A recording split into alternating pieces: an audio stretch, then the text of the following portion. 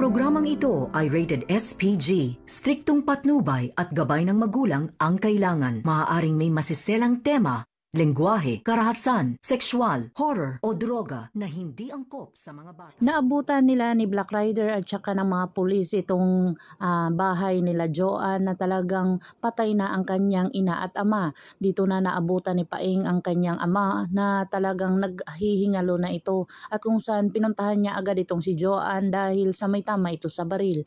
Agad-agad naman itong dinala ni Paing itong kanyang minamahal na si Joanne sa ospital upang ito ay mailigtas. Dito na nga ay talagang hinabol ni Black Rider itong grupo ni Calvin na kung saan talagang nakita talaga ng kasama ni Calvin itong si Black Rider. Dito na sinabi at pinagbabaril nila itong si Black Rider at talagang porsigido ito na makaharap itong ni Calvin at talagang matutugis niya itong si Black Rider dahil matagal niya na itong hinahanap.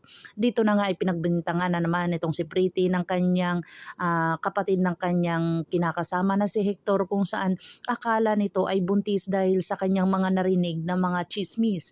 Dito na nga ay talagang porsigido ito na malaman ni Hector ang lahat ng kanyang mga nakikita at talagang pinagbabantaan at talagang akala niya si Pretty ay buntis. Hindi pala ito buntis dahil sa inamoy nito na galing sa kanyang kaibigan na galing daw Mindanao itong pasalubong na durian kaya ito ay nagsusuka itong si Pretty. Mali-mali na naman ang kanyang mga hinala kung saan ito ay nagdulot na naman ng bagong sama ng loob ni Hector dito kay Pretty na kung saan gustong gusto ni Hector na patayin itong si Pretty at maghiganti dito.